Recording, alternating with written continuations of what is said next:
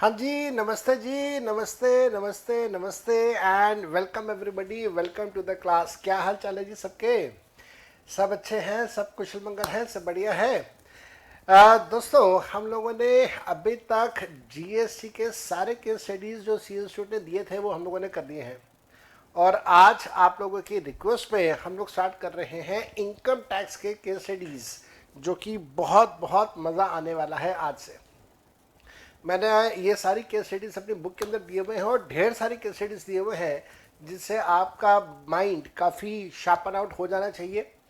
पहला case study जो मैं आज आपके साथ डिस्कस करूंगा वो होगा आरटीपी का, जो अभी नवंबर 2022 का आरटीपी था, उसका केस स्टडी आपके साथ डिस्कस करूंगा। और फिर with the passage of time बाकी के हम लोग आरटीपी और डिस्कस करने वाले हैं। तो इस सेशन को हम लोग शुरू करते हैं। आप लोगों के पास मेरी अगर किताब है तो किताब के अंदर आप देखिए, आपको वहाँ पे दिखाई दे जाएगा आरटीपीज का ये वाला केस स्टडी और बाकी की केस स्टडी भी। So we are joined by Akshat, Vani, Lakshmi, Sanskar. Good afternoon ji, सभी को good afternoon. Yash Walia, good afternoon ji, welcome to the class. अपने दोस्तों को जल्दी जल्दी से बता दो भाई, जल्दी जल्दी से बता दो कि वो जल्दी जल्दी से ज्वाइन कर लें। ज्वाइन करो भाई, जल्दी जल्दी से ज्वाइन करो। मैंने सबको मैसेज भी डाल दिया है।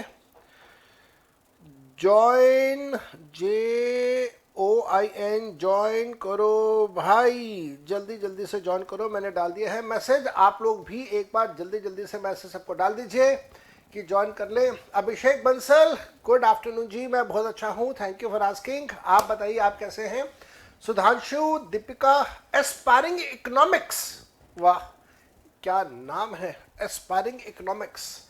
लक्ष्मी कुमारी, ऋषभ मानव, दीपिका सुरेखा, लक्ष्मी कुमारी, हाँ लक्ष्मी कहते हैं आते ही होंगे, हाँ सीढ़ियाँ चढ़ के आते ही होंगे। सीढ़ियाँ चढ़ते हैं ना, बुढ़े लोग हैं ये सारे, सांस फूल जाता है लोगों का, आहिस्ता आहिस्ता सीधे चढ़ेंगे, है ना, यही कहना चाह रहे हो ना आप? चलो ठीक है जी।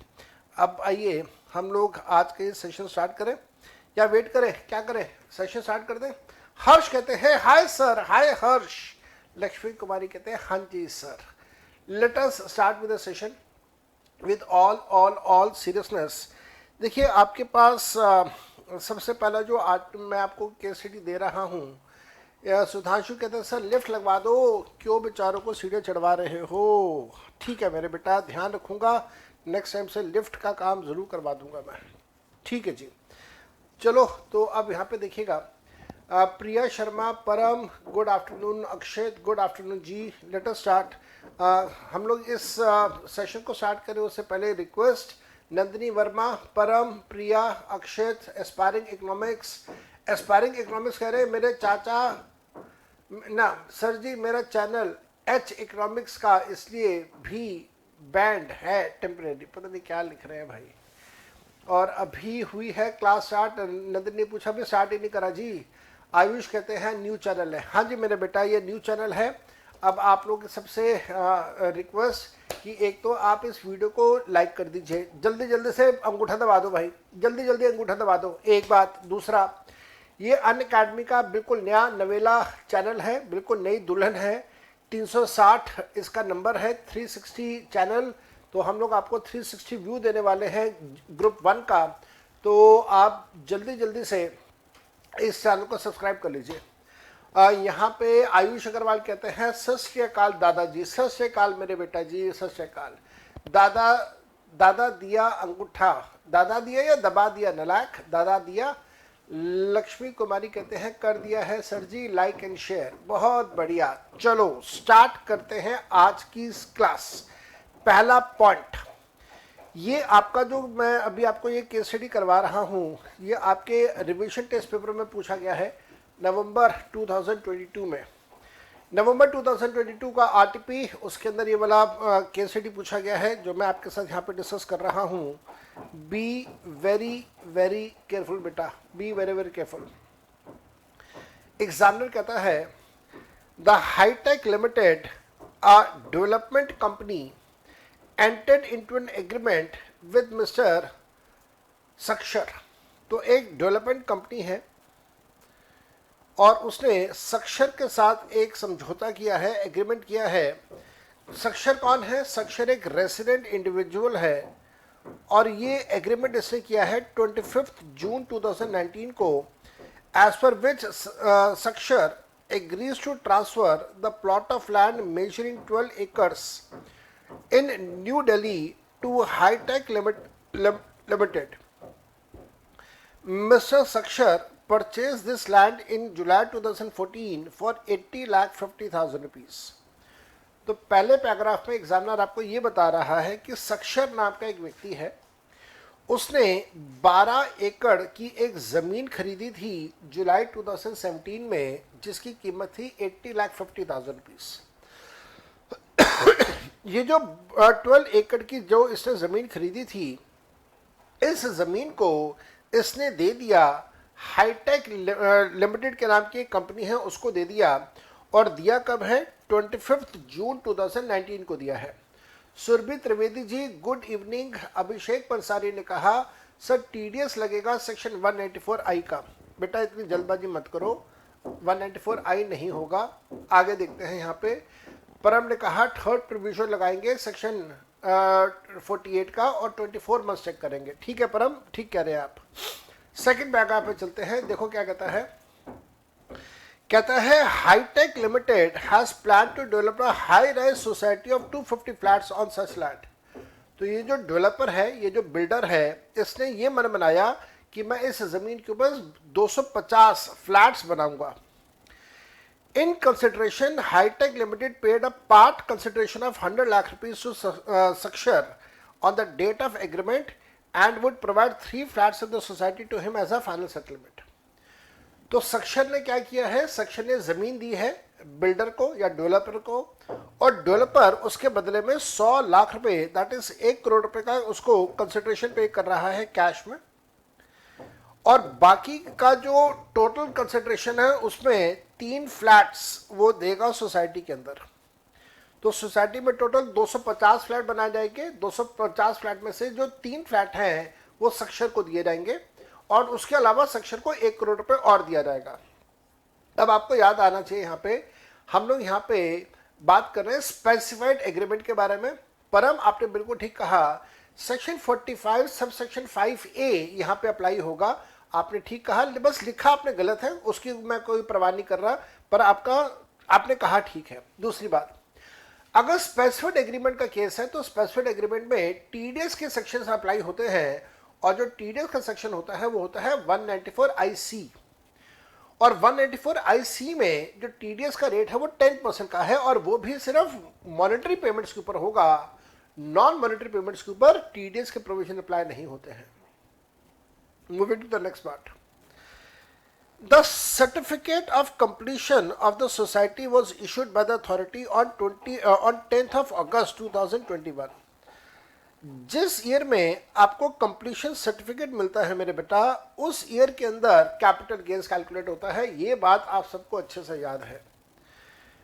On this date the stamp duty value of the each flat in the society was 251 lakh rupees. ये बात भी आपको अच्छे से याद है।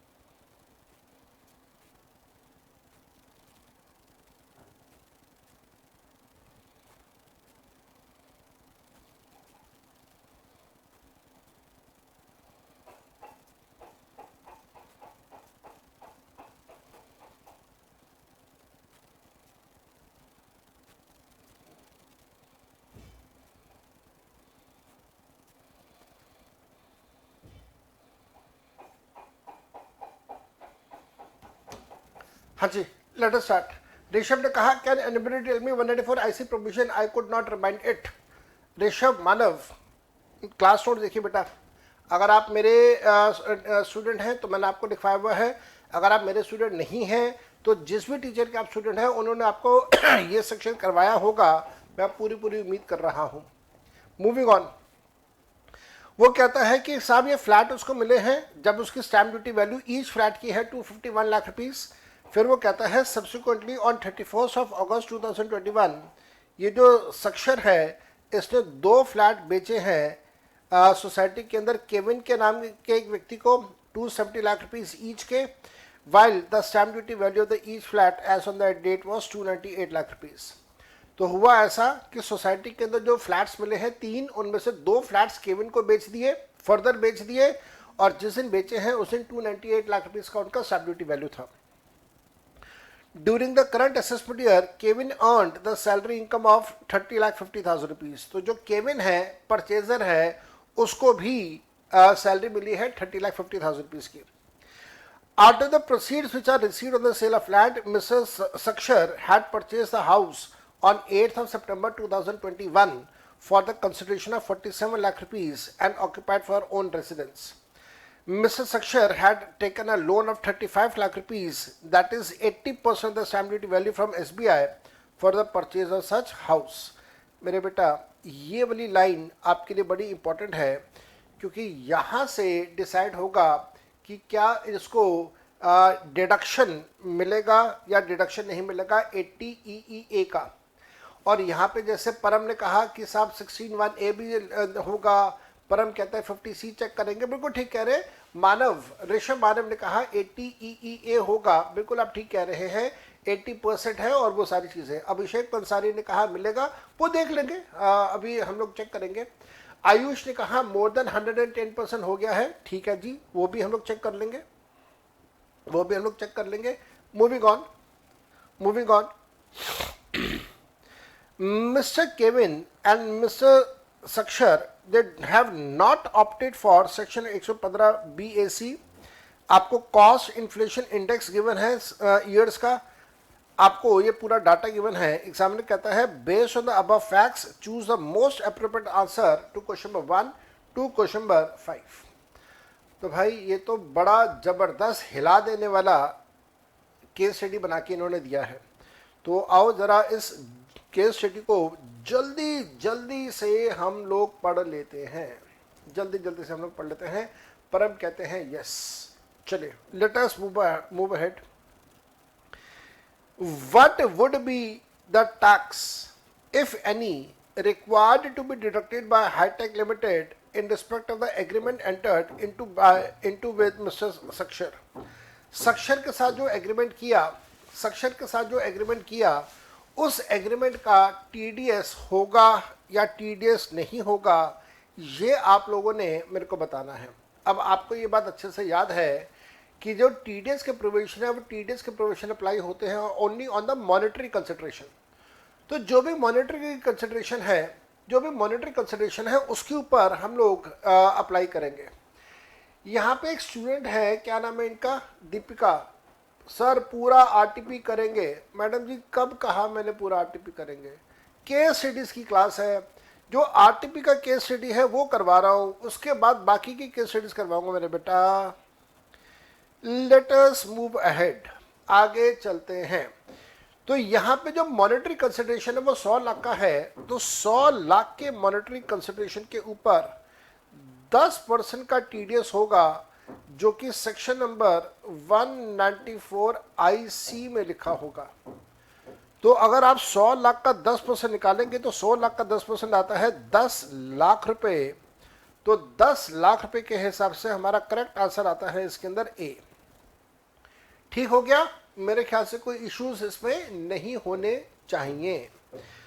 आइए मेरे बच्चे क्वेश्चन नंबर 2 पे चलते हैं। एग्जामिनर आपसे पूछता है क्वेश्चन नंबर 2 में, कहता है examiner what would be the capital gains in the hands of mister Sakshar in respect of the agreement which has been done with Hi-Tech Limited and in which year it would be taxable।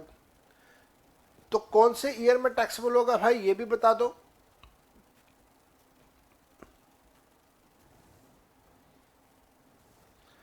कौन से year में taxable होगा भाई ये भी बता दो, और कितना टैक्सेबल होगा ये भी बता दो। राजकुमार शाह ज्वाइन कर रहे हैं, आओ राजकुमार आओ, वेरी वेरी वेलकम। अब आपने यहाँ पे सेक्शन कौन सा अप्लाई करना है, आपने यहाँ पे अप्लाई करना है सेक्शन 45 सब सेक्शन 5A। जल्दी से कीजिएगा, अच्छे से कीजिएगा। परम ने कहा कंप्लीशन सर्टिफिकेट जिस ईयर में रिसीव हुआ उस ईयर में कैपिटल गेन्स कैलकुलेट होगा। बिल्कुल ठीक कह रहे हो मेरे बेटा, यहाँ यही बात मैंने भी यहाँ पे लिख के दी है। एज पर section 45(5)(a, capital gain under a specified agreement shall be chargeable to tax in the year in which certificate of completion is issued by the competent authority.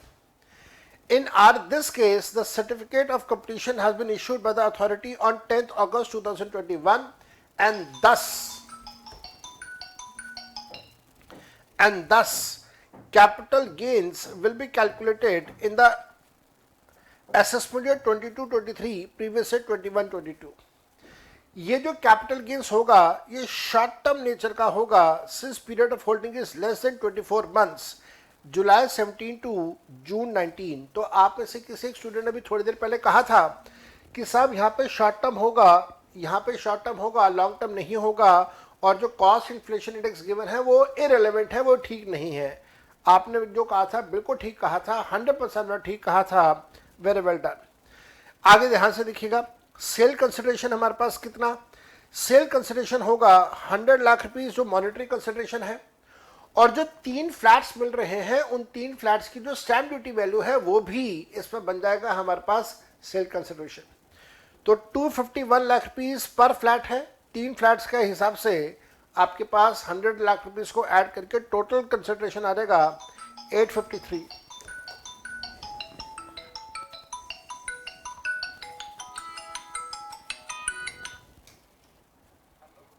हाँ जी,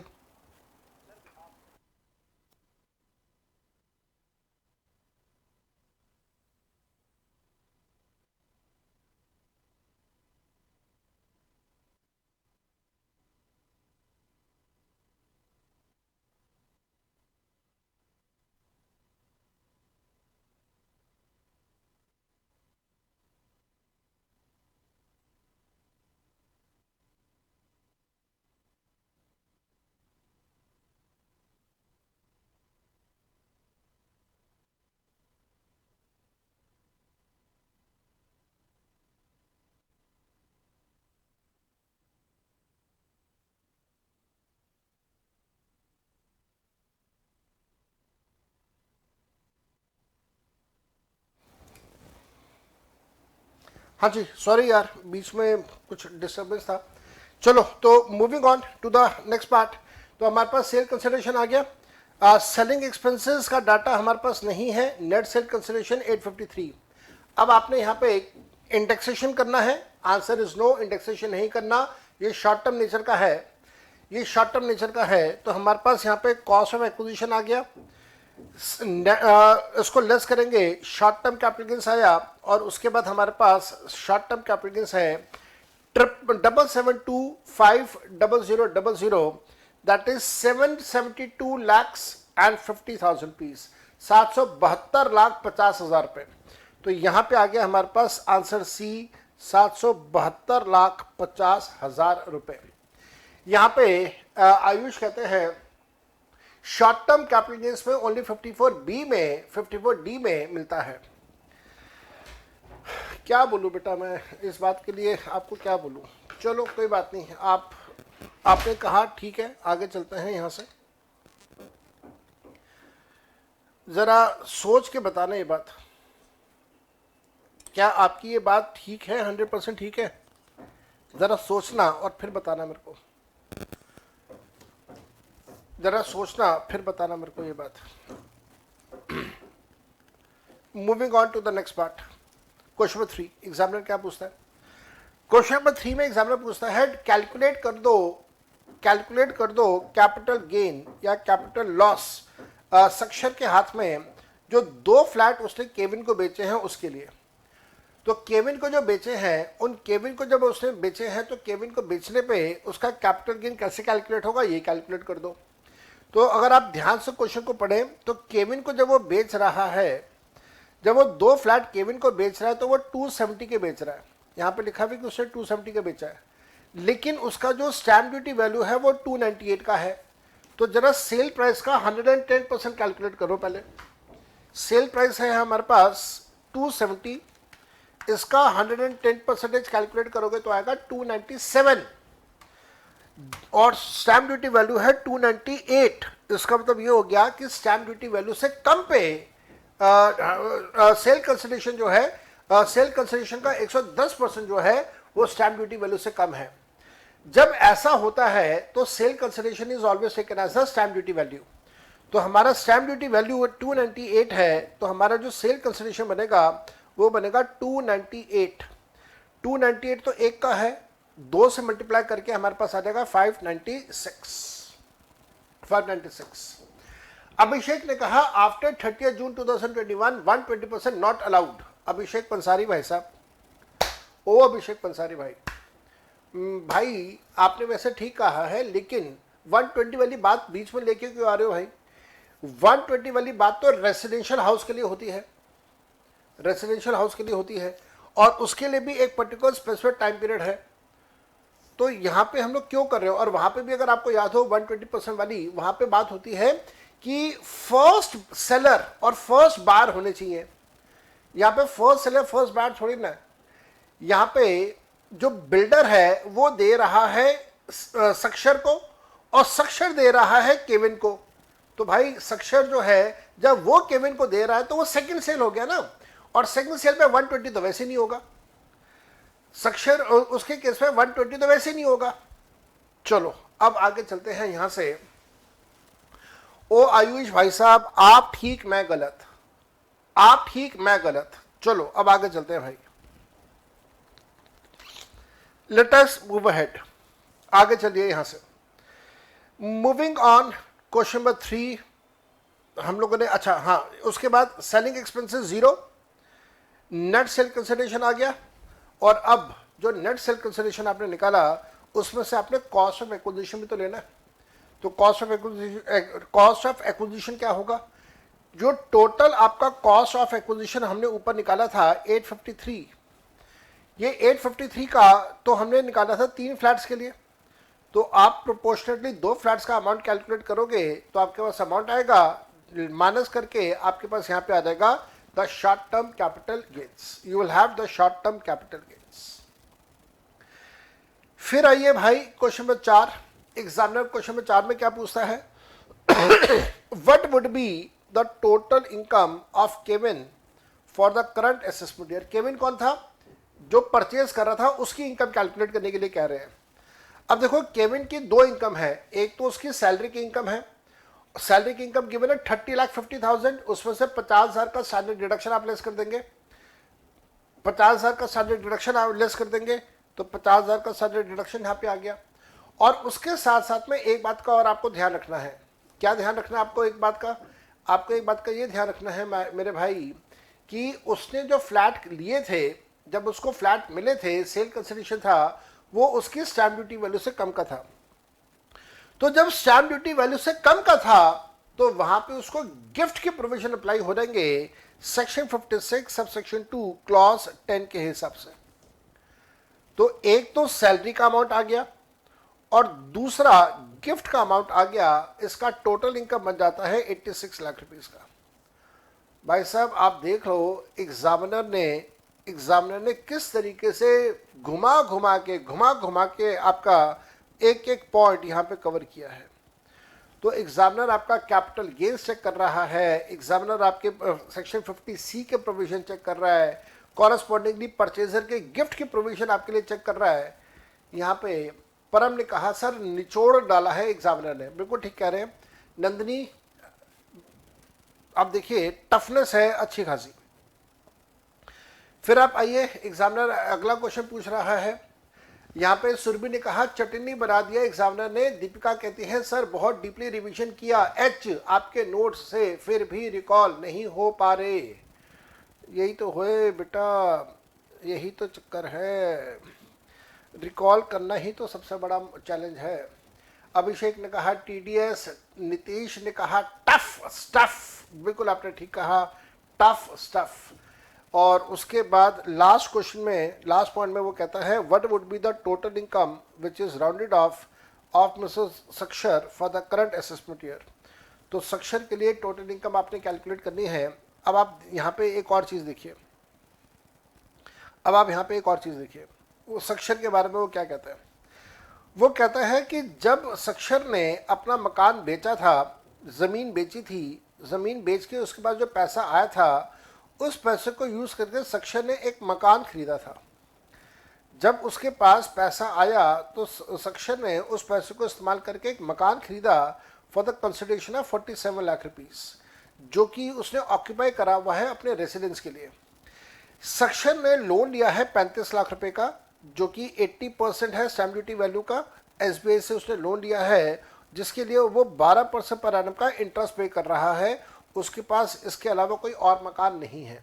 अब एक बात बताओ, जब आप ज़मीन बेच के मकान में पैसा इन्वेस्ट करते हो, तो क्या मैं ये कह सकता हूं कि आपको सेक्शन 54F का एग्जम्पशन मिलेगा? नीतीश 54 नहीं होता। नीतीश 54 तब होता है जब आप मकान बेच के मकान में इन्वेस्ट करो। यहां पे तो वो कह रहे हैं जमीन बेच के मकान में इन्वेस्टमेंट हो रही है, जमीन बेच के मकान में इन्वेस्टमेंट करोगे तो 54F लगता है। ठीक है जी। तो अब यहां पे विजय शाह नाम के स्टूडेंट हैं। अच्छा, उससे पहले विदुषी कुमारी हैं। विदुषी कुमारी ने कहा एमसीक्यू बस नाम का ही है, ये पूरा क्वेश्चन बनवा रहे हैं। बिल्कुल आप ठीक कहते हैं। दीपिका ने कहा क्या करे सर अब। दीपिका, अब आप मेरे को ये बताओ पहले तो, क्या इस पूरे क्वेश्चन में कोई एक पॉइंट ऐसा है जो मैंने क्लास में आपको नहीं करवाया हुआ था? पहले तो आप मेरे को इस बात का जवाब दो, फिर मैं आपको आगे की बात बताता हूँ। विजय शाह कहते हैं पहले जीएसटी टॉप लगता था, इनकम टैक्स इजी, अब उल्टा हो रहा है। ऐसा कुछ नहीं है मेरे बेटा। एक क्वेश्चन के बेसिस पे, एक केस स्टडी के बेसिस पे अपनी ओपिनियंस मत बनाइए। अच्छा, अब आप मेरे को जल्दी से बताओ। दीपिका ने नहीं सर सब करवाया हुआ है। अच्छा दीपिका, एक बात तो आपने जवाब दे दिया। अब दीपिका मेरे को दूसरी बात का जवाब दो। दीपिका, क्या मैं शुरू से, पहले दिन से मैं बार बार ये बात बोल रहा हूं ना कि भाई प्लीज साथ में रिवाइज कर लो, साथ में रिवाइज कर लो, बाद में दिक्कत आएगी। क्या ये बात मैं दीपिका पहले दिन से बोल रहा हूं या नहीं बोल रहा? जल्दी से जवाब दीजिए। दीपिका प्लीज जवाब दीजिए, क्या ये बात मैं पहले दिन से बोल रहा हूं या नहीं बोल रहा? दीपिका आप जवाब नहीं दोगे मैं आगे नहीं चलूंगा। सुरभि कहते हैं रिवीजन बहुत जरूरी है वरना बहुत दिक्कत हो जाती है। दीपिका कहते हैं सर किया है साथ में रिवाइज। चलो अच्छी बात है, किया है साथ में रिवाइज, तो फिर ये दिक्कत नहीं होनी चाहिए जो आप कह रहे हैं।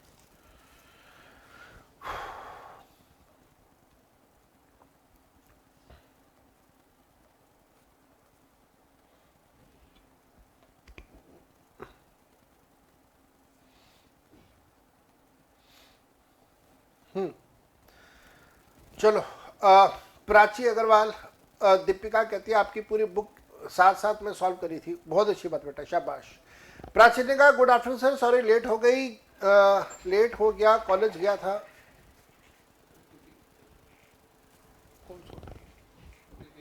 किस चीज का? 3288।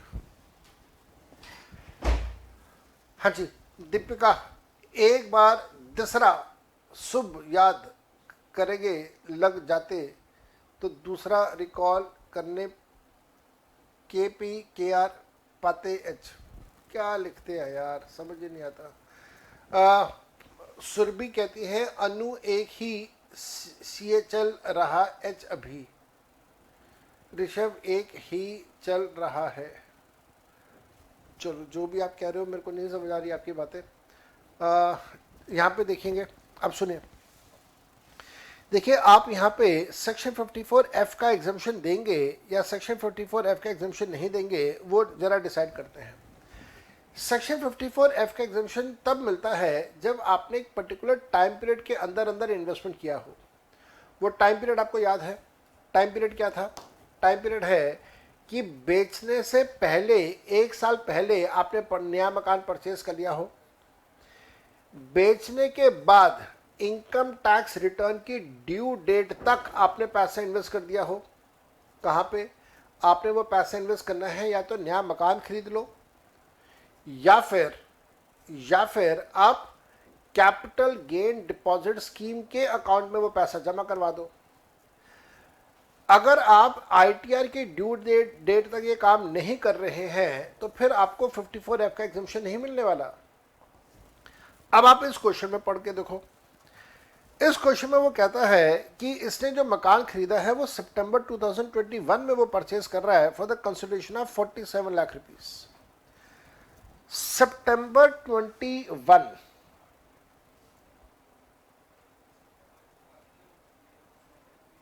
सितंबर 21, अगर सितंबर 21 है तो इसने बेचा कब था? इसने बेचा था जुलाई 17 में। ये देखिए, ये लिखा हुआ जुलाई 17 में,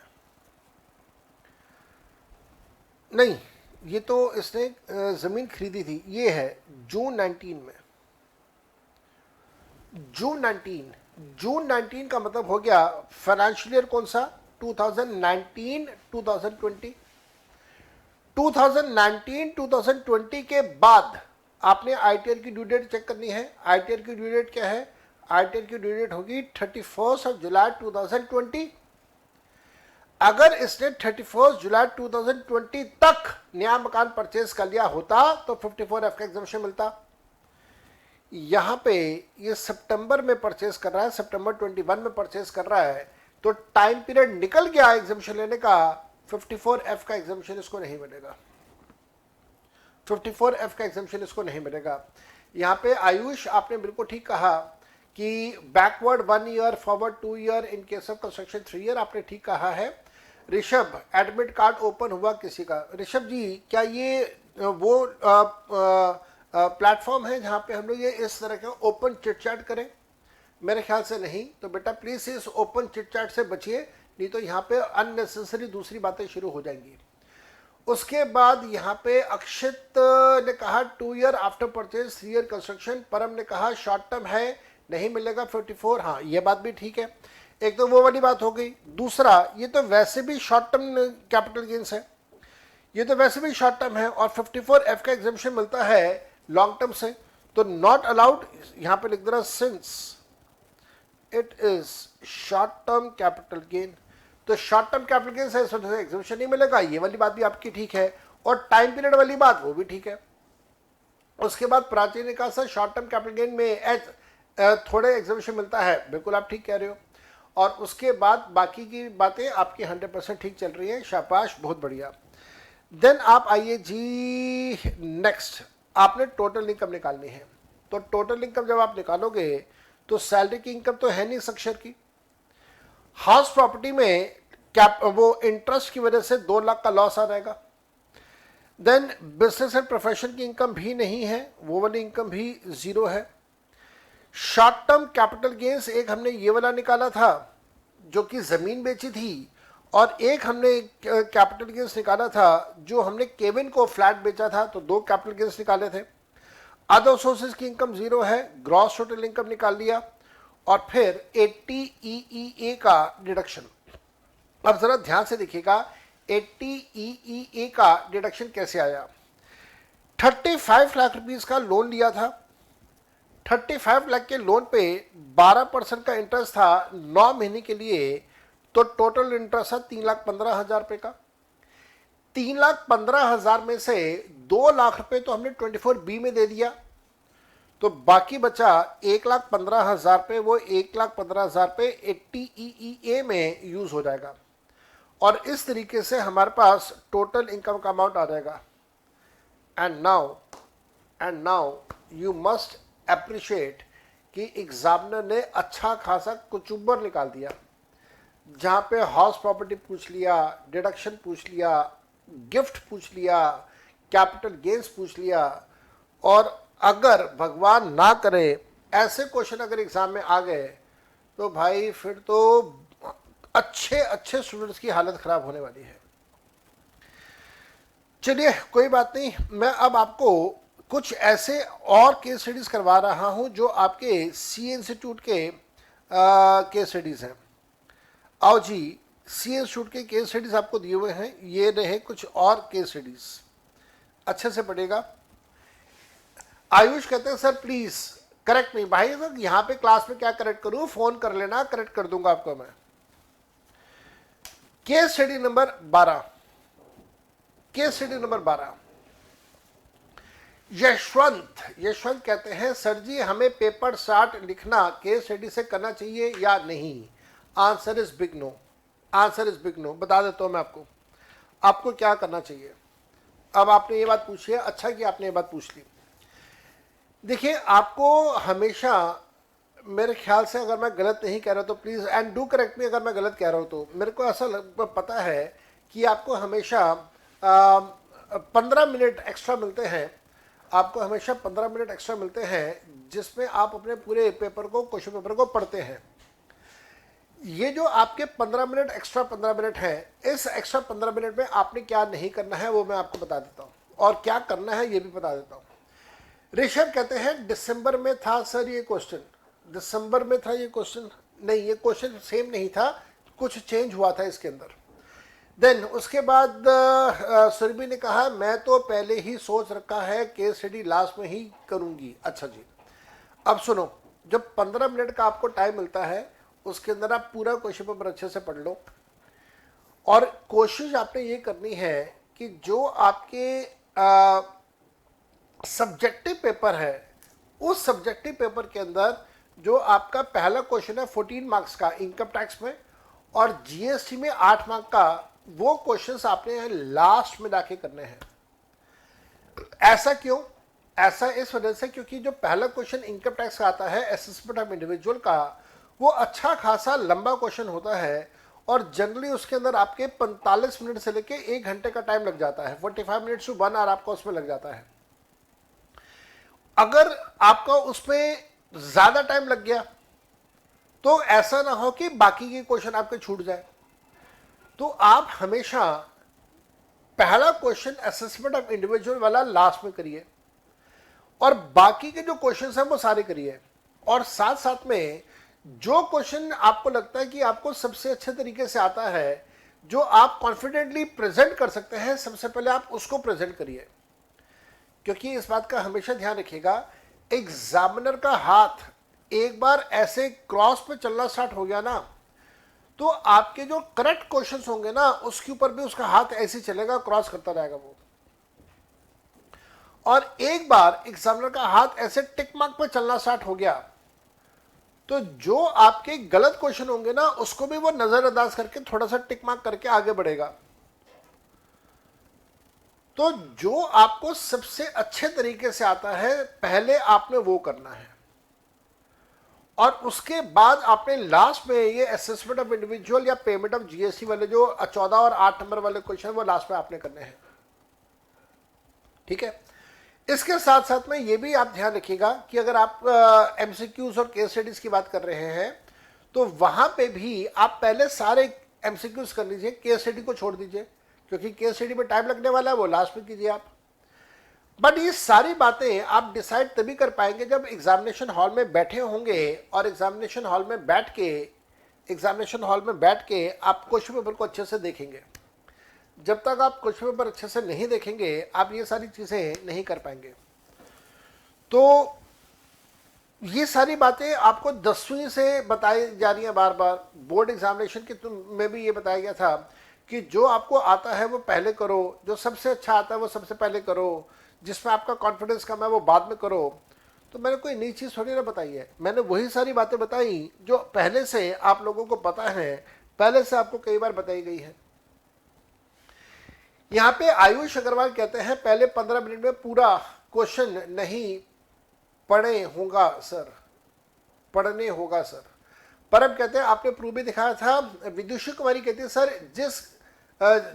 जी सर केस स्टडी में लास्ट में, क्योंकि अगर नहीं बना तो टेंशन होने लगता है और आगे कुछ नहीं बनता। ठीक कह रहे हैं प्राचीनिका जी सर, सही बोले। मेरे एक फ्रेंड ने आरटीआई से कॉपी मंगवाया, उसने शुरू के 2 क्वेश्चन बिल्कुल ठीक थे लॉ में, लेकिन उसने थर्ड क्वेश्चन में सेक्शन गलत लिखा था, तब भी एग्जामिनर का ध्यान नहीं किया उसके ऊपर। बिल्कुल जी, ऐसा ही होता है प्राची। ये मैं आपको बार बार ये बात बोल रहा हूँ कि एक बार एग्जामिनर का हाथ ऐसे क्रॉस चलने लग जाता है तो आपके ठीक क्वेश्चंस के ऊपर भी वो क्रॉस करता है, आपका इंप्रेशन गलत पड़ जाता है उसके ऊपर। और एक बार उसका हाथ ऐसे टिक मार्क पे चलना स्टार्ट हो जाता है तो जो आपने गलतियां भी करी होंगी उसको भी वो नजरअंदाज करके टिक मार्क करता है और आगे चलता है। तो ये बात बिल्कुल ठीक है प्राची, ये तो अब आपने भी देख ही लिया है। चलिए अब अगला क्वेश्चन देखिएगा, मजेदार है, अच्छा क्वेश्चन है। आपके केस स्टडी का क्वेश्चन दिया हुआ है, आपके केस स्टडी का क्वेश्चन दिया हुआ है जो आपके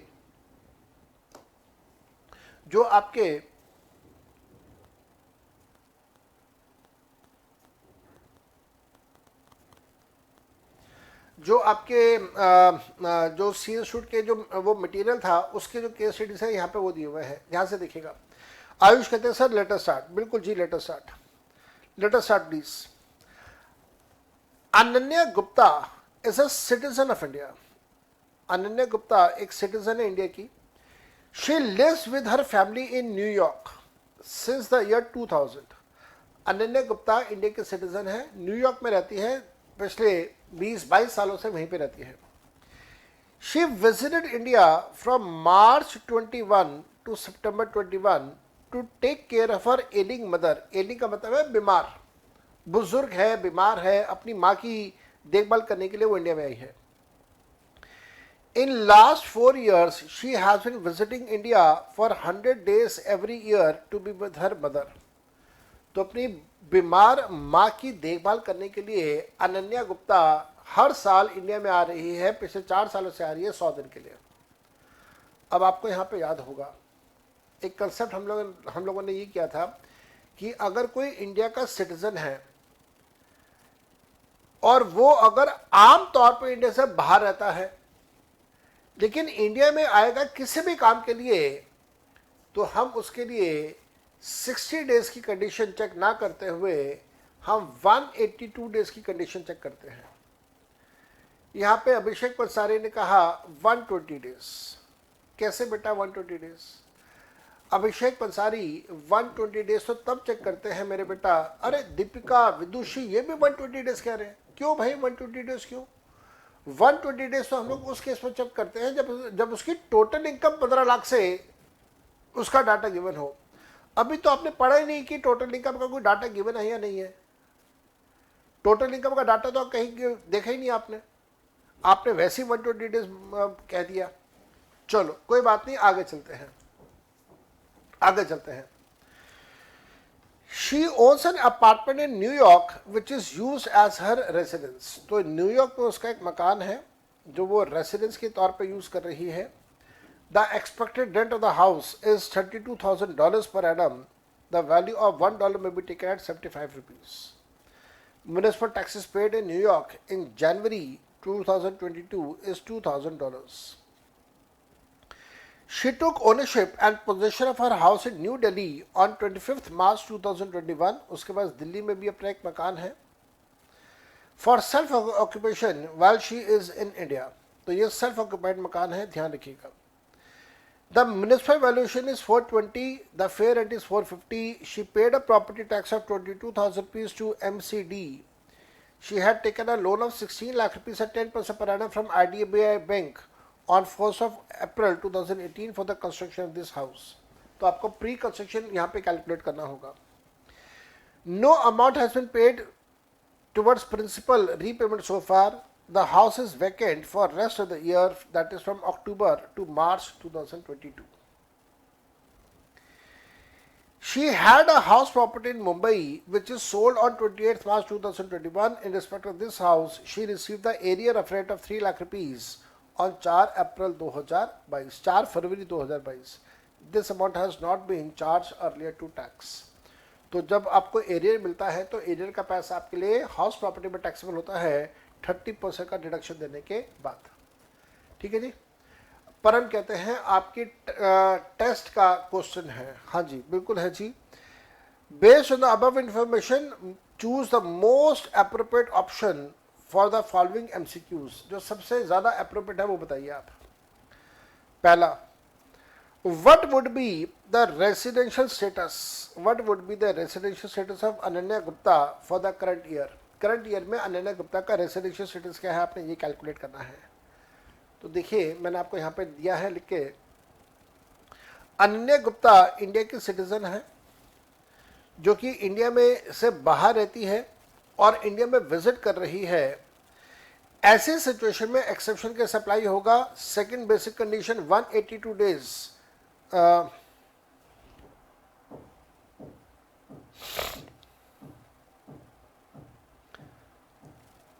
exception cases applicable and second basic condition of 60 days. यहाँ पे गलती से 180 लिखा हुआ है, मेरे को बुक में भी साथ साथ में करेक्शन कर लेना चाहिए, मेरे को लगता है। एक मिनट दीजिएगा, मैं साथ साथ में बुक में भी करेक्शन कर दूं।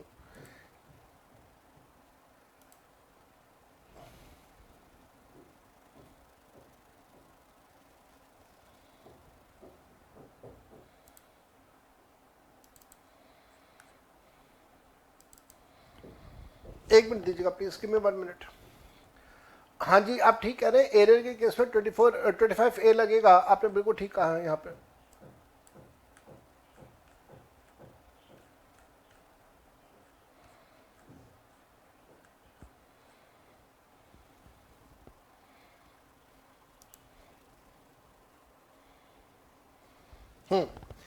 तो सेकंड कंडीशन जो है वो 60 डेज की अप्लाई नहीं होगी। Since she has stayed in India for less than 182 days during the current year, she will be a non-resident in India. यहाँ पे एक स्टूडेंट है, क्या कहते हैं ये स्टूडेंट, कह रहे हैं आयुष, बट आपने 30% डिडक्शन की बात बोली, वो 24A में मिलता है इसलिए बोला दीदी।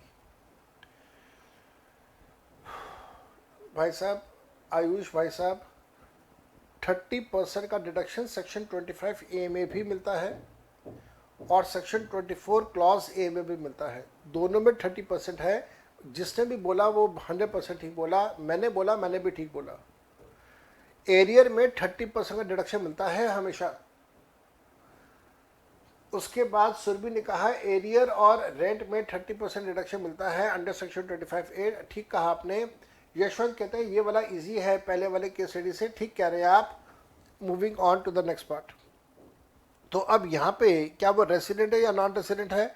Answer is yes, that she is a non resident of India. India में स्टे 182 डेज से कम है, नॉन रेसिडेंट है। सेकेंड पार्ट, एग्जामिनर कहता है Ananya Gupta can claim the benefit of nil annual value in respect of. तो जीरो एनुअल वैल्यू वो कौन से मकान के लिए कर सकते हैं? यहाँ पे भी आपको याद होना चाहिए, दो मकान के लिए आप जो एनुअल वैल्यू लेंगे वो दो मकान के लिए एनुअल वैल्यू सेल्फ ऑक्यूपाइड के हिसाब से जीरो हो सकता है। अगर आपके पास दो से ज्यादा मकान होते तो आप दो मकान के लिए सेल्फ ऑक्यूपाइड के दो मकान के लिए आप एग्जम्पशन जीरो लेते, लेकिन यहां तो इसके पास है ही दो, यहां पे तो इसके पास है ही दो। यश वाले ने कहा दिल्ली हाउस फॉर रेसिडेंट। क्यों बेटा? दो मकान है, एक न्यूयॉर्क वाला मकान है, एक दिल्ली वाला मकान है, दोनों का जीरो आएगा बेटा, दोनों का जीरो आएगा यहां पे। चलो देखते हैं, पढ़ते हैं। Every SSC is allowed 2 self-occupied houses, and if SSC has more than 2 self-occupied houses, then any 2 houses at the option shall be the self-occupied, and all other houses shall be deemed to be let-out houses. However, in this case, she is a non-resident. House property located in New York is not taxable in India. तो house property New York वाली India में taxable नहीं है। अगर वो taxable होती तो उसका भी जीरो होता और दूसरे वाले का भी जीरो होता, दोनों का जीरो हो जाता। तो यहाँ पे अब अगर उसने नील का बेनिफिट लेना है तो वो दोनों मकान का नील ले सकती है। हालांकि न्यूयॉर्क वाले की इनकम इंडिया में रिसीव नहीं हो रही तो इंडिया में टैक्सेबल भी नहीं होगा, तो आप कह सकते हो सिर्फ दिल्ली वाले मकान का वो अपना सेल्फ ऑक्यूपाइड मानते हुए उसका एग्जम्पशन जीरो ले लेगी या वैल्यू जीरो ले लेगी उसका। आयुष ठीक कह रहे हैं, deem to be let out हो जाता थर्ड वाला, बिल्कुल आपने ठीक कहा आयुष। प्राची ने कहा न्यूयॉर्क वाला तो टैक्सेबल ही नहीं है ना सर, नॉन रेसिडेंट है। बिल्कुल आप ठीक कह रहे हैं बेटा, मैंने भी ये बात बोली है। सुरभि ने कहा न्यूयॉर्क वाली नील होगी, ठीक कह रहे हैं। सुरभि ने कहा सिर्फ दिल्ली वाली टैक्सेबल होगी, ठीक कह रहे हैं। दीपिका ने कहा हर दिल्ली हाउस, आप ठीक कह रहे हैं। तो दिल्ली हाउस का हम लोगों ने कर लिया। और इसके अलावा नेक्स्ट आइए, नेक्स्ट पे चलें। अगर हम लोग point number 3, what is the income which is chargeable under the head house property of Ananya Gupta for the current year. Current year में उसकी कितनी इनकम टैक्सेबल है। अब देखिए, अगर हम लोग न्यूयॉर्क वाली की बात करें तो वो तो इंडिया में टैक्सेबल ही नहीं होगा, तो मैंने सबको जीरो कर दिया। दिल्ली वाला जो है वो टैक्सेबल है, दिल्ली वाला टैक्सेबल है, तो इंटरेस्ट का डिडक्शन मिल जाएगा। यहाँ पे इंटरेस्ट का डिडक्शन मैक्सिमम 2 लाख आ रहा है, तो 2 लाख का लॉस है। तो एक तरफ तो 2 लाख का लॉस है, और दूसरी तरफ जो एरियर इसने लिया था, एरियर कितने का था इसका, एरियर था इसका 3 लाख का। तो जो 3 लाख का एरियर है, उस 3 लाख के एरियर में से 30% लेस कर दीजिए, 90,000 लेस कर दिया, बचा कितना 210, 2,10,000 रुपये बचा। तो जो 2,10,000 रुपये बचा उसको सेटअप करने के बाद, लॉस को सेटअप करने के बाद जो हाउस प्रॉपर्टी इनकम आएगी, वो हाउस प्रॉपर्टी इनकम होगी 10,000 rupees. House property income will be 10,000 rupees. तो हमारा आंसर यहाँ पे आएगा D, answer will be 10,000 rupees. यहाँ पे यशवंत कह रहे हैं अगर न्यूयॉर्क वाले के लिए लोन लेना तो उसका डिडक्शन मिलता इंटरेस्ट का। बेटा नहीं मिलेगा ना, नॉन रेसिडेंट है, नॉन रेसिडेंट की कोई भी इनकम आप इंडिया में टैक्सेबल नहीं करते, भूल गए क्या। नॉन रेसिडेंट के लिए इनकम टैक्सेबल इंडिया में तब होती है जब वो इनकम इंडिया में रिसीव हो या इनकम इंडिया में कमाई जाए। ना कमाया ना रिसीव करा तो टैक्सेबल भी नहीं होगा बेटा, ना कमाया ना रिसीव करा वो टैक्सेबल भी नहीं होगा। सुरभि कहते हैं सर के बाद अभिषेक का डाउट देखना। सर के बाद अभिषेक का डाउट देखना मतलब सर के बाद अभिषेक का डाउट देखना, सर के बाद अभिषेक का डाउट देखना, क्या कह रहे हो मैडम। अभिषेक बंसल, सर अगर वो रेसिडेंट होती तो एक डीम्ड लेट आउट लेना पड़ता ना सर। क्यों भाई अभिषेक बंसल, क्यों भाई, अगर रेसिडेंट होती तो 2 मकान सेल्फ ऑक्यूपाइड तो अलाउड है ना बेटा। एक न्यूयॉर्क का मकान, एक दिल्ली का मकान, दोनों मकान अलाउड है, कोई इशू नहीं है इसमें, कोई इशू नहीं है मेरे बेटा। तो कोई इशू ना होता उस केस में तो। चलो यहाँ से आगे चलते हैं, late us move ahead. Prachi, 2 ही तो प्रॉपर्टी है, दोनों सेल्फ ऑक्यूपाइड लेते हैं, ठीक कह रहे हो आप। विदुषी ने कहा दोनों सेल्फ ऑक्यूपाइड है, ठीक कह रहे हैं आप। चलो let us move ahead please, let us move ahead please. Interest की calculation, I am pretty sure कि आप इंटरेस्ट की कैलकुलेशन आराम से कर लेंगे, आपको इंटरेस्ट कैलकुलेशन में कोई दिक्कत नहीं होगी, I am damn sure for this thing. Question number 4, examiner कहता है अच्छा मुंबई वाला तो सोल्ड हो गया ना। हाँ मुंबई वाला तो पिछले साल बिक गया अभिषेक, बॉम्बे वाला तो पिछले साल बिक गया बेटा। नेक्स्ट आ जाइए। Assuming that for the purpose of this MCQ only, Ananya Gupta has lettered her flat in New York during the period of 6 months, that is April to September, when she is in India, for a sum of $6,000 per month. Such rent was received in a bank in New York and then it was remitted to India through an approved banking channel. What would be the income of house property chargeable to tax in India? कुछ भी taxable नहीं होगा। अगर वो New York वाले मकान को let out कर भी दे तो भी इंडिया में कुछ भी टैक्सेबल नहीं करना आपने। क्यों नहीं करना, इस वजह से नहीं करना क्योंकि उसका स्टेटस अभी भी नॉन रेसिडेंट का ही है, और नॉन रेसिडेंट का स्टेटस है, नॉन रेसिडेंट का स्टेटस है, इस वजह से it will not be taxable in India. Vidushi Kumari आप 100% गलत कह रहे हैं। अक्षित आप भी गलत कह रहे हैं। विदुषी ने कहा रेमिटेंस है इस वजह से टैक्स नहीं होगा।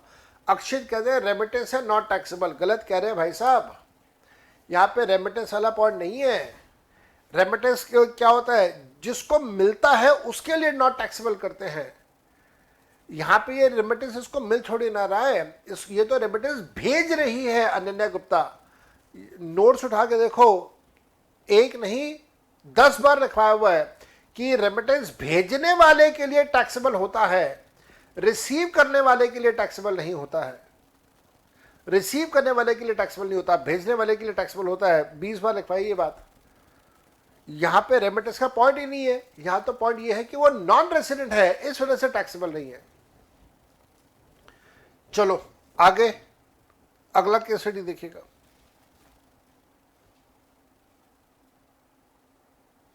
अगला केस स्टडी देखिए, नेक्स्ट केस स्टडी देखते हैं। एग्जामिनर ने क्या कहा? एग्जामिनर कहता है अगले केस स्टडी के अंदर कि एक व्यक्ति है मिस्टर जे, टेक्सटाइल का बिजनेस कर रहा है, उसका टर्नओवर है, पिछले फाइनेंशियल ईयर का टर्नओवर है 201 लाख रुपए और करंट ईयर का टर्नओवर है 109 लाख रुपए। उसने कुछ ये खर्चे करे हैं, interest paid to Indian Bank on term loan. अगर वो इंडियन बैंक को लोन दे रहा है तो आप लोग बताएं, अगर आप बैंक को इंटरेस्ट पे करते हैं तो क्या बैंक के इंटरेस्ट के ऊपर टीडीएस अप्लाई होता है?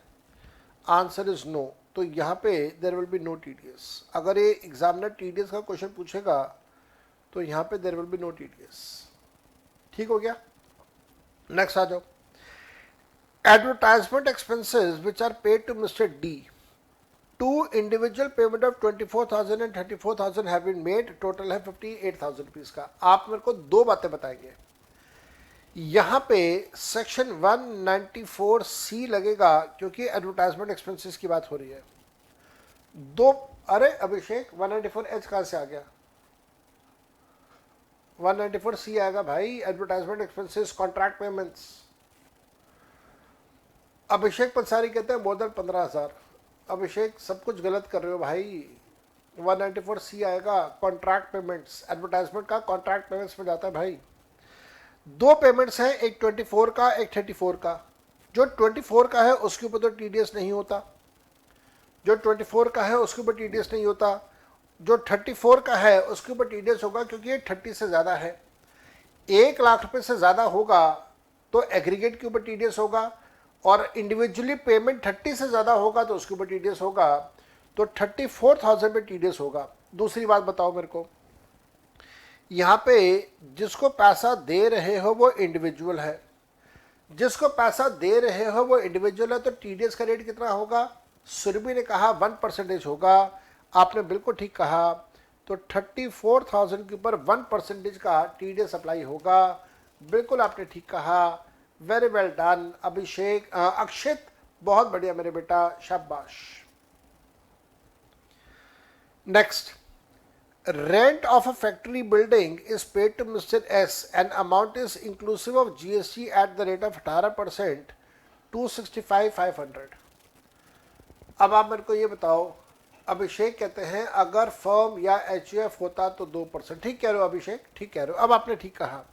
अच्छा अब मेरे को ये बताओ, आपको यहाँ पे दिया हुआ है इंक्लूसिव ऑफ GST, तो क्या आप इंक्लूसिव ऑफ GST पे टीडीएस करोगे या आप पहले जीएसटी का अमाउंट हटाओगे उसके बाद टीडीएस करोगे?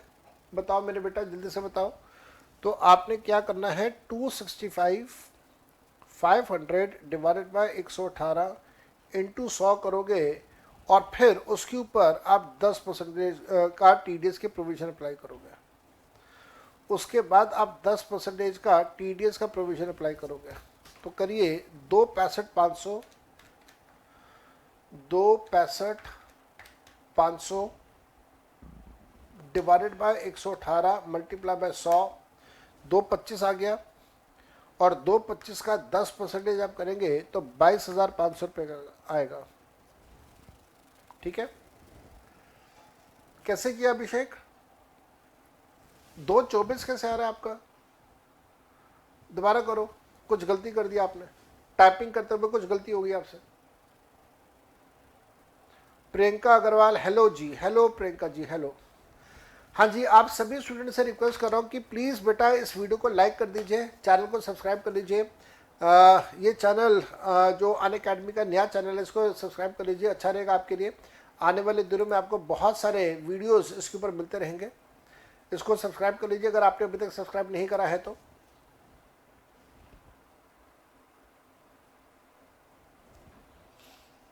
अच्छा, यहाँ पे सुरभि ने एक बात बोली है।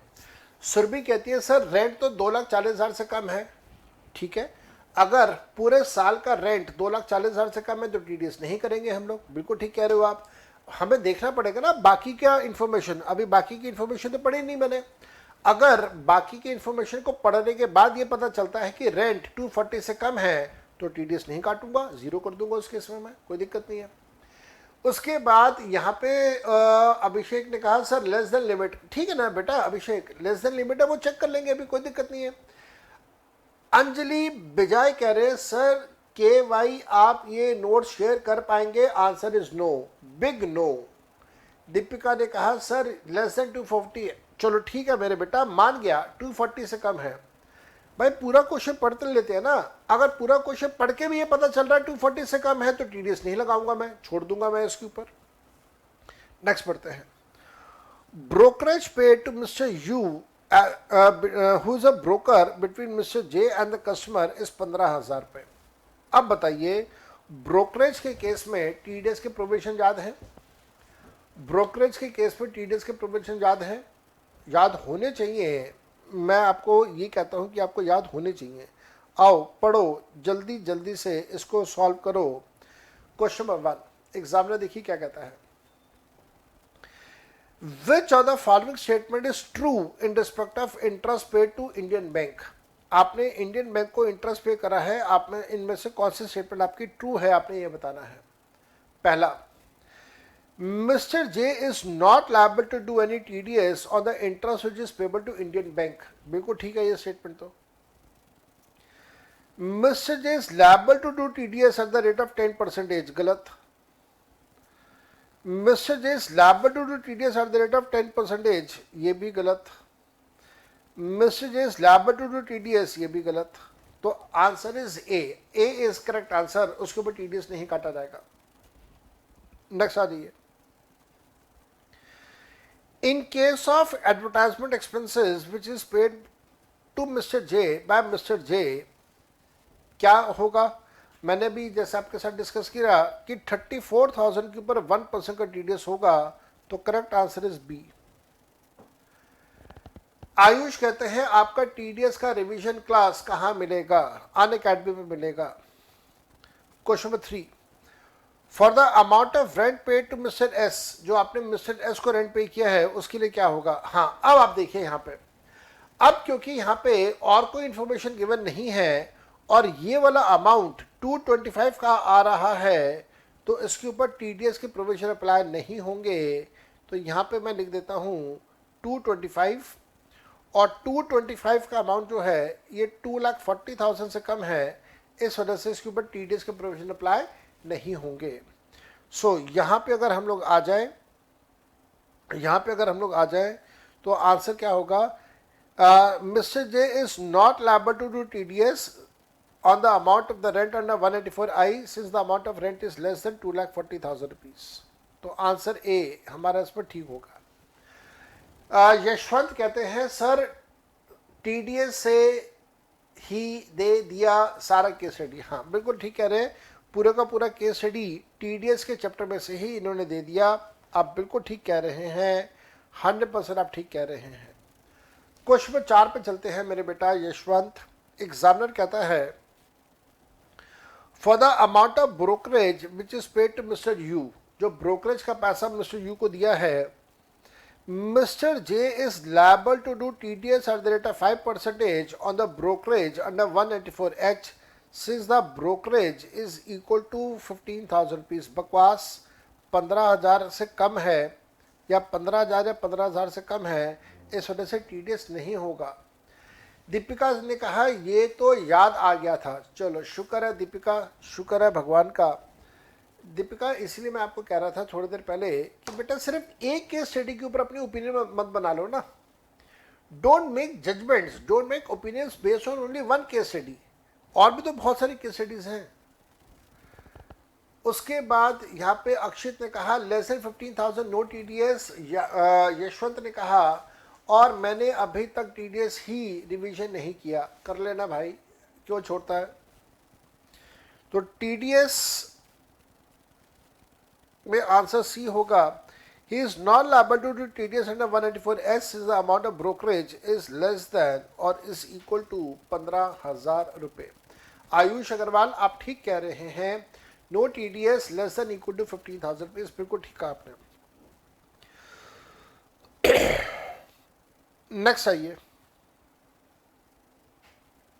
नेक्स्ट आइए, आपके सीए के केस स्टडी में चलते हैं। एक और, नेवर अंडर एस्टिमेट, सुरभि ने कहा, क्या मतलब हुआ इस बात का, never under estimate? Assessing officer raided the premises of Mr. J on having a proper information that he is having some undisclosed या unassessed income.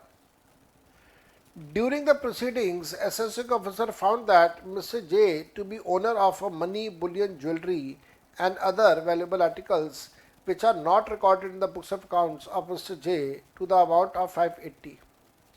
Mr. J claims expenses of 1,20,000 rupees against this amount. Answer the following question in this regard. तो आपको वो ये कह रहा है कि भाई उसका पास अनडिस्क्लोज इनकम है 580 का, कुछ उसके खर्चे हैं, आपसे वो सारी की सारी टैक्स रेट्स और बाकी सारी चीज़ें पूछने वाला है यहाँ पे। तो अब यहाँ पे देखो ठीक जवाब आ रहे हैं, परम, यशवंत, अभिषेक, सुरभि, विदुषी, विदुषी ने गलत लिख दिया, विदुषी ने टाइप गलत कर दिया, और उसके अलावा बाकी सारे। विदुषी को हमारी कितनी, फ्लैट 78। विदुषी आप मेरे स्टूडेंट नहीं है, अगर आप मेरे स्टूडेंट होते तो आपने 78 फ्लैट लिखना ही नहीं था। ये देखो, एक और ये दीपिका, फ्लैट 78। और मैडम मैंने कब कहा फ्लैट 78, कहाँ लिखवाया मैंने फ्लैट 78? मेरे को एक जगह दिखा दो जहाँ पे मैंने लिखवाया फ्लैट 78। ये लो, अक्षत भी कह रहा है फ्लैट 78। और भाई गलत बोल रहे हो, एग्जाम में ना कराना ये काम।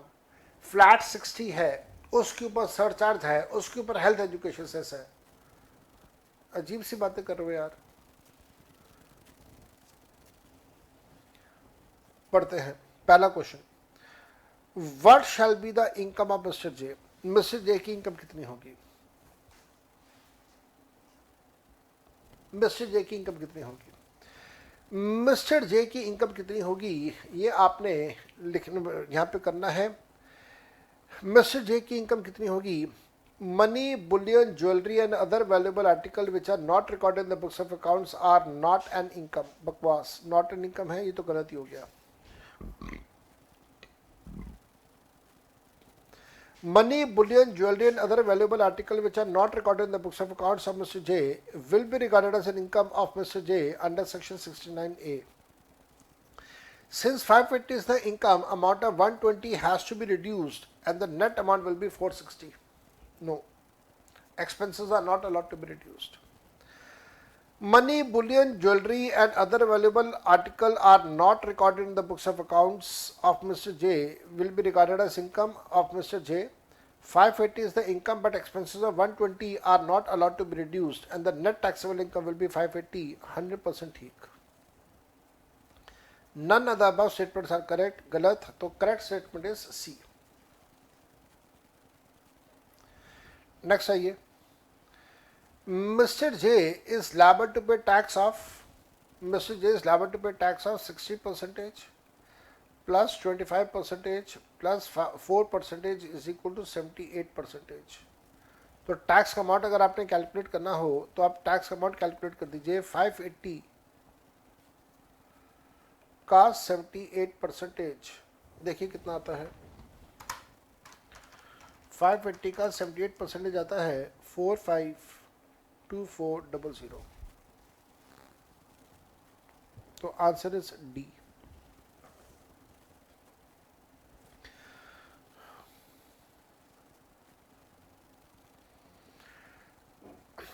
नेक्स्ट केस स्टडी पे आ जाओ।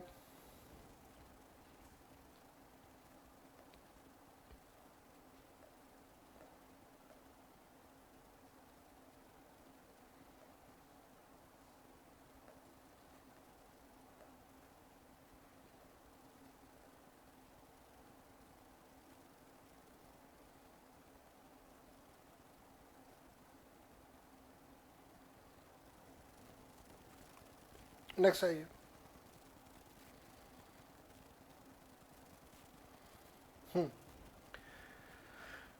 नेक्स्ट केस स्टडी देखिएगा प्लीज। एग्जामिनर कहता है सर 2 to 11 स्किप हुआ है ना बेटा? 2 to 11 मैंने स्किप इस वजह से किया था क्योंकि वो सी इंस्टीट्यूट की केस स्टडीज़ नहीं है, वो मेरे अपने बनावे केस स्टडीज़ हैं। अगर आपने देखने हो तो आप देख लीजिएगा, ये छोटे छोटे केस स्टडीज़ मैंने खुद बनाए हैं। ये वो वाले केस स्टडीज़ हैं, जैसे अगर आप केस स्टडी नंबर 3 देखें तो एक बड़ा छोटा सा केस स्टडी दिया हुआ मैंने आपको। फिर केस स्टडी नंबर 4 ये भी मेरा अपना बना हुआ है, बड़ा छोटा सा केस स्टडी दिया हुआ है। और इसी वजह से मैं ये जो छोटे छोटे मेरे अपने केस स्टडीज़ हैं उनको मैं स्किप कर रहा हूँ, और जो सी इंस्टीट्यूट के केस स्टडीज़ हैं वो मैं आपके साथ डिस्कस कर रहा हूँ यहाँ पे। तो ये जैसे केस स्टडी नंबर 12 ये सी इंस्टीट्यूट का था, वो मैंने आपके साथ डिस्कस किया है। 13 और 14 ये सी इंस्टीट्यूट के केस स्टडीज़ हैं, वो डिस्कस करा है। केस स्टडी नंबर 15 मेरे को याद नहीं आ रहा जी, आपके बुक्स में है, सुरभि ने कहा, अभिषेक ने कहा आपके बुक में हो, हाँ जी, आयुष ने कहा ओके सर। तो ये सारे आप मेरे किताब के अंदर गिवन है, बुक के अंदर जो लास्ट चैप्टर है, ये बुक के लास्ट चैप्टर के अंदर ये सारे केस स्टडीज मैंने दिए मैं आपको। अच्छा आगे देखिएगा, एक और केस स्टडी है यहाँ पे। दीपिका ने कहा सर ये केस स्टडी हमें भी दे देना, हम लिख कर प्रैक्टिस कर लेंगे एक बार फिर से। दिए हुए हैं बेटा, किताब के अंदर ऑलरेडी दिए हुए हैं, किताब के अंदर ऑलरेडी गिवन है। किताब खोल के देखो तो सही बेटा, किताब के अंदर ऑलरेडी गिवन है। आपने थोड़ी देर पहले कहा था कि आपने किताब साथ साथ में रिवाइज करी थी, तो अगर आपने किताब रिवाइज करी थी तो आपको पता होगा, अगर आपने किताब रिवाइज करी है तो आपको पता होगा कि ये केस स्टडीज लास्ट चैप्टर में गिवन है सारे। केस स्टडी नंबर 15 पे आते हैं। कहता है mister J is a foreign national who is not a person of Indian origin and he comes to India for the first time on 15 November 2021 for a duration of 200 days. Mr. J has the following income during the year ending March 2022. आप लोग सब एक बात बता दो जल्दी से, जल्दी से आप लोग सब एक बात बता दो, इस पूरे क्वेश्चन के अंदर ज़्यादा इंपॉर्टेंट क्या है? 200 डेज के लिए इंडिया में आया, ये इंपॉर्टेंट है, या फिर वो 15 नवंबर को इंडिया में आया, ये इंपॉर्टेंट है? बताओ बताओ बताओ, जल्दी बताओ, क्या ज़्यादा इंपॉर्टेंट है?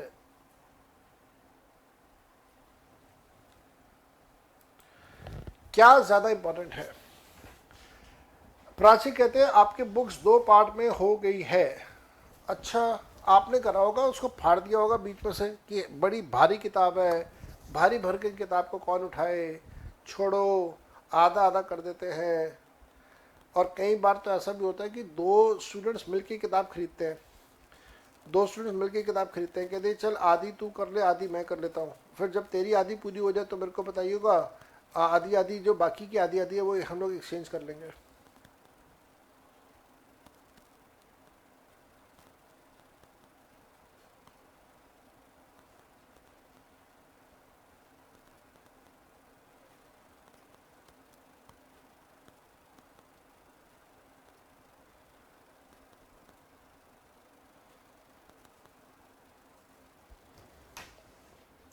ठीक है जी।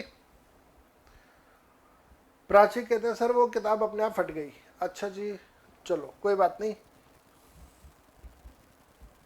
प्राची कहती है मेरी प्रोडिजी हो गई एच। दीपिका ने कहा सुरभि मेरी भी प्रोडिजी ही हो गई एच 15 नवंबर। प्राची ने कहा 15 नवंबर से कैलकुलेट करेंगे तो शायद 200 दिन होंगे भी नहीं। बिल्कुल ठीक कह रहे हो आप। और यशवंत ने कहा मैंने तो बाइंडिंग करवा लिया था। तो यहाँ पे ये 200 दिन का डाटा इरेलेवेंट है, इस वजह से अगर आप 15 नवंबर से कैलकुलेशन स्टार्ट करके देखेंगे, अगर आप 15 नवंबर से कैलकुलेशन स्टार्ट करेंगे, अगर आप 15 नवंबर से कैलकुलेशन स्टार्ट करके 31 मार्च तक करेंगे तो this will be less than 182 days. इस वजह से ये होगा इंडिया का non resident, he will be a non resident of India. अब क्योंकि ये नॉन रेसिडेंट है तो अब आपने इसका ट्रीटमेंट क्या करना है और कैसे करना है? सुरभि ने कहा 137 डेज आ रहे हैं। ओके, तो दिस इज 137 डेज जैसे सुरभि ने मेरे को कहा। सबसे पहले वो बताया सुरभि ने, उसके बाद अभिषेक पंसारी, प्राची अग्रवाल, अभिषेक बंसल, नंदिनी वर्मा, दीपिका सुरेखा, परम, अक्षत। ठीक कह रहे हैं आप लोग। अब बताओ, taxable salary received in India for 3 months 87,000 taxable होगा? बिल्कुल होगा। नॉन रेसिडेंट है, पैसा इंडिया में रिसीव करा है। सुरभि कहते हैं फॉरेन नेशनल किसी कहते हैं, फॉरेन नेशनल किसी कहते हैं, फॉरेन नेशनल उसी कहते हैं जो इंडिया का नेशनल नहीं होता है, किसी दूसरी कंट्री का नेशनल होता है, सिटीजन होता है। नेक्स्ट आओ जी, interest on savings bank account in India. Savings bank account in India ये भी टैक्सेबल होगा और साथ साथ में 80 TTA का डिडक्शन मिलेगा। याद होना चाहिए 80 TTA का डिडक्शन रेसिडेंट नॉन रेसिडेंट दोनों को मिलता है। Income from business in Bhutan which is control from India. Income from business in Bhutan control from India, ये वाला पॉइंट नॉन रेसिडेंट के लिए टैक्सेबल नहीं होगा। फॉरेन इनकम नॉन रेसिडेंट के लिए टैक्सेबल नहीं होती है, तो ये टैक्सेबल नहीं होगा।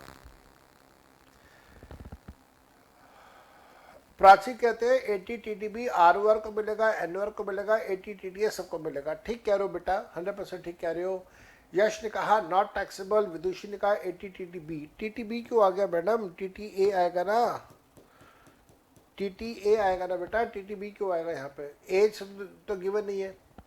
आयुष कहते हैं सेक्शन 9 की बात हो रही है, deemed to accrue and arise in India. Next आ जाओ, income from agriculture in Indonesia which is received there, तो ये भी टैक्सेबल नहीं होगा। Income from house property in Paris, ये भी टैक्सेबल नहीं होगा। Gift received in own country from a friend who lives in Delhi, gift received in own country from a friend who lives in Delhi taxable होगा। Gift from a resident is taxable, gift from a resident is taxable. Yashwant कहते हैं लेकिन NR control तो India से कर रहा है, taxable होना चाहिए। गलत कह रहे हैं यशवंत। बिजनेस कंट्रोल या प्रोफेशन सेटअप वाला कंसेप्ट आप कहाँ लगाते हो, बिजनेस कंट्रोल या प्रोफेशन सेटअप वाला कंसेप्ट आप NOR के लिए लगाते हो, नॉन रेसिडेंट के लिए कभी तो नहीं लगाते, कभी नहीं लगाते वो। उसके बाद यहाँ पे सुरभि ने कहा फॉरेन इनकम टैक्सेबल नहीं होती है नॉन रेसिडेंट के लिए, सिर्फ इंडियन इनकम टैक्सेबल होती है। यशवंत ठीक कह रहे हैं आप, 100% आप ठीक कह रहे हैं। और उसके अलावा दीपिका सुरेखा ने कहा 80 TTB ओनली ROR NOR के लिए ही होता है, हैं? हाँ ठीक है, 80 TTB ठीक कह रहे हो। अभिषेक पंसारी ने कहा ओनली NOR, ठीक कह रहे जी। चलो स्टार्ट करिए। क्वेश्चन नंबर 1, एग्जामिनर कहता है what is the residential status of mister J for the current assessment year. उसका रेसिडेंशियल स्टेटस क्या है करंट असेसमेंट ईयर के लिए? भाई इसका रेसिडेंशियल स्टेटस जो है वो है नॉन रेसिडेंट, इसका रेसिडेंशियल स्टेटस जो है वो है नॉन रेसिडेंट। ठीक,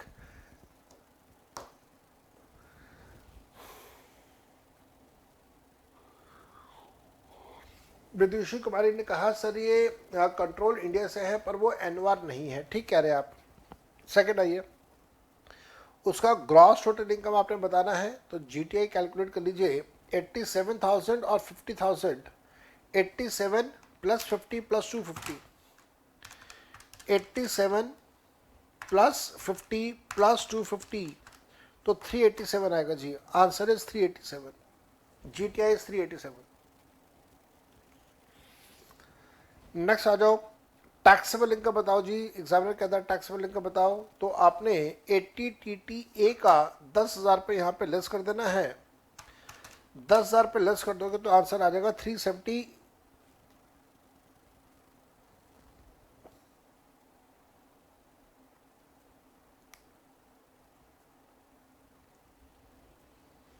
377,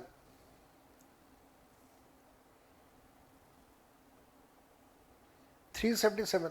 आंसर इज 377। क्वेश्चन 3 का आंसर इज 377।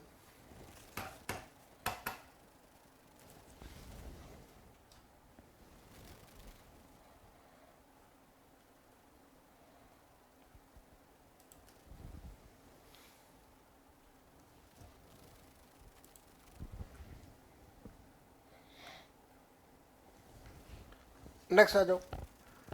हाँ प्रिंटिंग मिस्टेक है जी, मैंने ठीक कर दिया है बुक के अंदर। अच्छा मेरे को आप लोग अगर आपके पास वो है सी इंस्टीट्यूट की केस स्टडीज़ हैं तो क्या आप मेरे को केस स्टडी बता सकते हैं जो सी इंस्टीट्यूट के हों, क्योंकि ये सारी केस स्टडीज़ तो मेरे अपने केस स्टडीज़ हैं।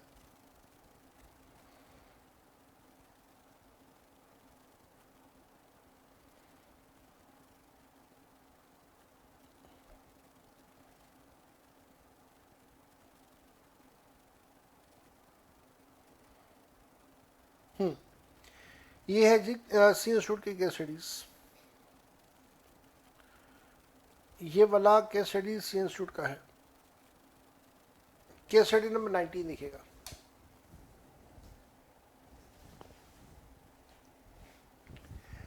परम कहते हैं यशवंत ने कहा स्टैट्यूटरी डिडक्शन 50,000 का नहीं मिलेगा है, क्यों नहीं मिलेगा? अच्छा वहां तो ऑलरेडी लिखा हुआ टैक्सेबल सैलरी, इस वजह से लिस्ट नहीं किया मैंने।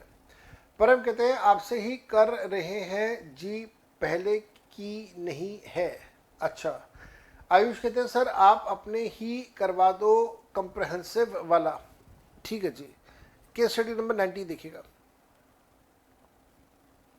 मेरे ख्याल से आज का लास्ट ही हम लोग करेंगे, उसके बाद बाकी के हम लोग कल करेंगे। फिर the summarised profit and loss account, the summarised profit and loss account of mister J for the year ending March 2022 is given to you. Expenses 420, net profit 280, total is 7 lakh, gross profit is 6 lakh, dividend from listed companies 1 lakh, total is 7 lakh. The following further information is given to you. J had other business, proprietary business, cloth trade, loss 42,000 rupees का। Speculation का profit दिया हुआ है 30,000 rupees का। Loss in proprietary business carried on by mister J in the name of minor son is 45,000 rupees. He had carry forward loss in electrical spares business for the assessment year 21-22, which business was closed down. ITR was filed in time, 39,000 rupees. Income of Mrs. J is 55,000 rupees. तो आपको data दिया हुआ है losses का।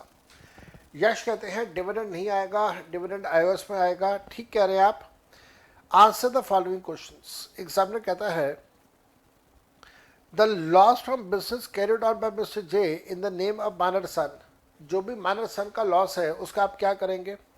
यहाँ पे देखिएगा ये आ रहा है a proprietary business carried on by mister J in the name of minor son 45,000 rupees का, ये वाला।